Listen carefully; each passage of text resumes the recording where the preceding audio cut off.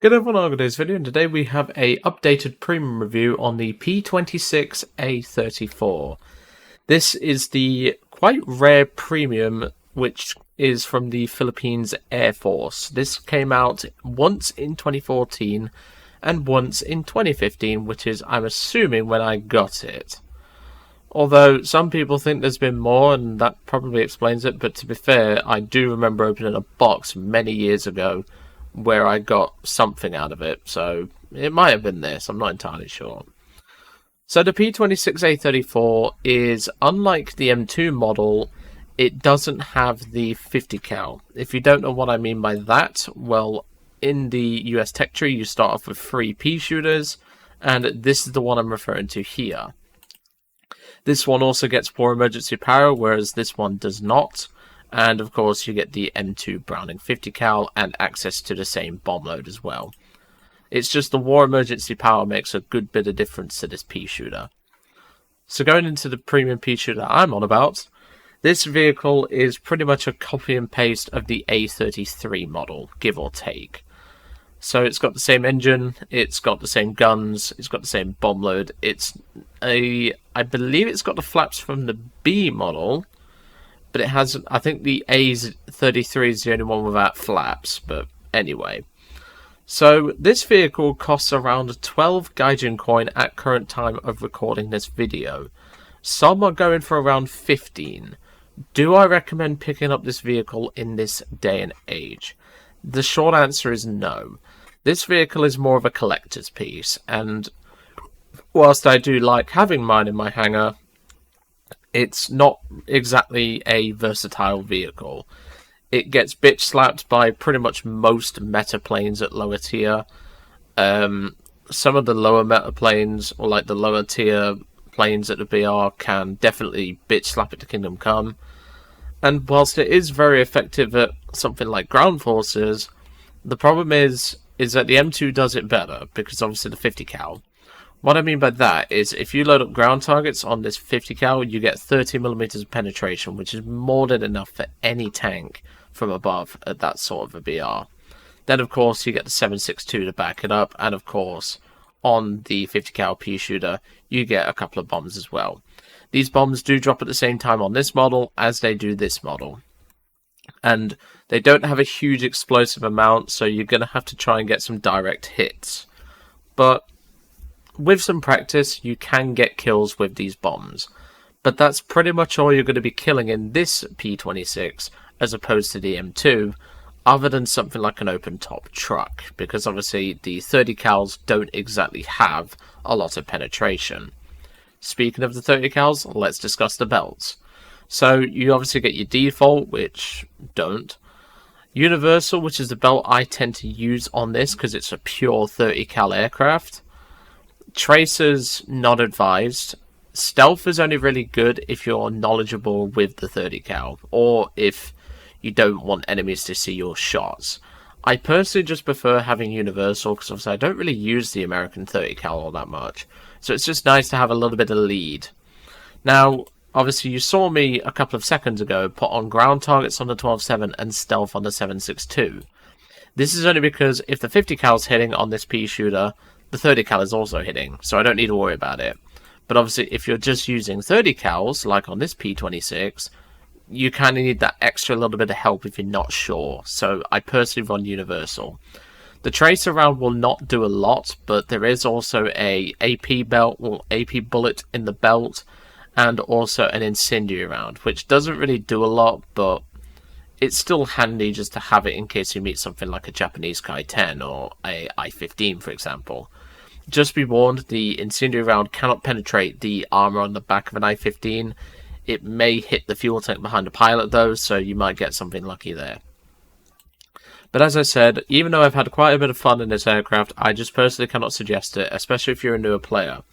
If you do need a lower tier premium for USA that's quite cheap, there's plenty of options. You've got the Gallows F3F for 250 Golden Eagles. Thatcher's Buffalo is a little bit more challenging, especially given the BR changes and everything to certain aircraft, but it is a valid option. The B-10B is quite relaxing, but doesn't really offer anything else other than that. The American Ki-43 is an excellent little option if you love something that's like a little mosquito hanging around its enemies, just constantly plucking away at them, taking away their blood samples, and just generally being a pain in the fucking arse. I should know, I get bit by mosquitoes quite a bit. They're not fun. And then, of course, you have the US Ki-61, which I wouldn't personally recommend to a newer player, but if you're a bit more average to a higher level of experience, this is a perfectly solid plane for that. But overall, I can't suggest this plane in this day and age. It's just not worth it, and costing how much it does, definitely not. Anyway, I'm going to hand you over to the gameplay now, where not only you get to witness me being attacked by a fly when I'm engaging a Fury, which was quite funny actually when I was recording it, but you also get to witness the bombs getting a kill and a Dornier who somehow didn't die from a head-on. I'm not sure how, but you know. I think I aimed to the right side of the cockpit, and I think on a Dornier it's on the left, and I forgot, but you know.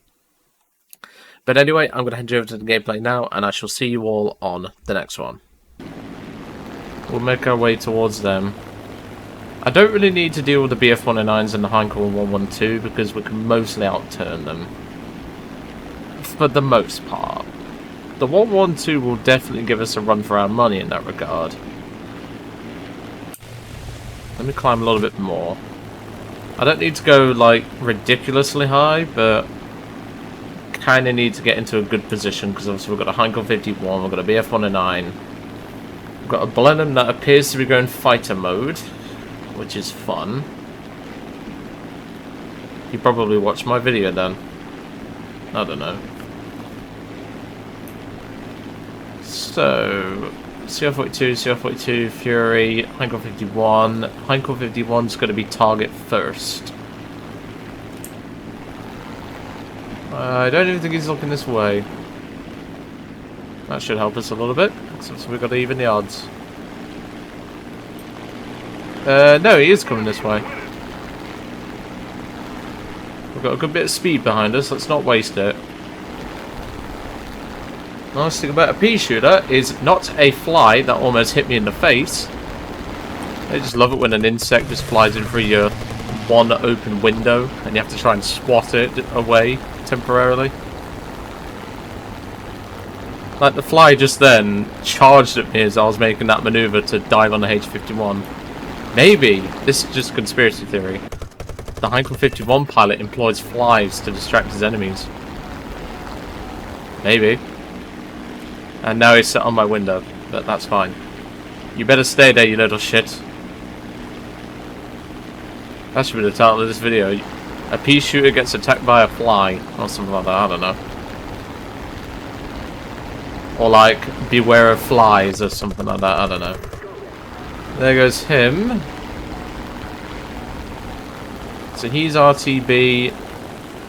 Got a couple of teammates over there. Let's double team this CR-42. And we'll try a long range shot with the 30s just to get some damage on early, which could turn the tide. Left it too late there, but that's okay. Gonna try and bait him for my teammate. Or teammates. There we go. Good work, guys. Nice little bit of teamwork there. Did take some damage, but obviously I did leave it too late to break off. Had I not broken off there, that would have likely gone in the engine block and we wouldn't be able to do what we're doing right now. So, yeah, it's important to, like, know when to break off at certain points.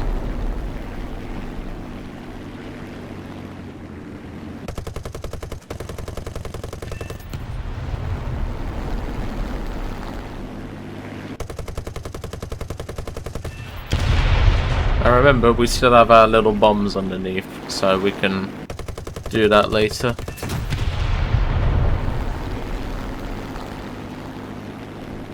These artillery guns don't make a difference to the outcome of the match, but they're just there, so why not? We'll make our way towards the truck convoy just over here. The enemy's getting closer to victory. Still plenty of artillery guns for our teams to clean up there, though. We've done pretty okay, but we still have a few enemies at large, like that BF-109B. So I might have to save my 30s and just ditch the bombs just to help out a little bit. Dornier 17E is attacking ground targets. I know exactly where, so I will head over there once I get rid of these bombs. I'm going to drop the bombs on probably a light tank. If you're a newer player and you've bought this aircraft, even though I don't advise it, I would probably just say, like, take the bombs anyway, but just drop them on a truck or something if you're out of ammunition. Because you're more likely to destroy a truck than you are a tank, because with a tank you need a direct hit with these bombs. And obviously I have to consider a 2-second fuse, because I always use a 2-second fuse. As I always say, it gives my enemies ample time to say, oh shit. So it's pretty useful. CR-42 taken off from the airfield, that's okay. My team should be able to deal with them. I'm going to let these guys have the points, but obviously I'm going to try and bomb the tank. I'm going to go for this tank right here.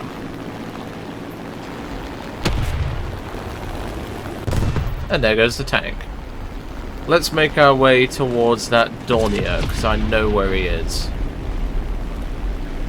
He will be around about here. But he could possibly be around here. But we'll make our way over there. I think... Oh, what the hell is that? I don't even know, but the teammate just took out the CR-42. The A-15 is dealing with the BF-109 whilst he dealt with that. So now we just need to make our way over and find that Dornier. And maybe, just maybe, I think it might have been one of them Vals, because they're kamikazes, I think, on this map, unless I'm thinking of a different map. But, yeah, we've done quite well so far. And the enemy's airfield is pretty much gone. In fact, I think the PBY might do it before we even get over there. There's the Dornier. He's trying to RTB, but we will actually catch him. This is one of the few bombers that this thing can actually catch in level flight. I don't even think we'll get a chance though, because our team is absolutely bleeding tickets like a madman.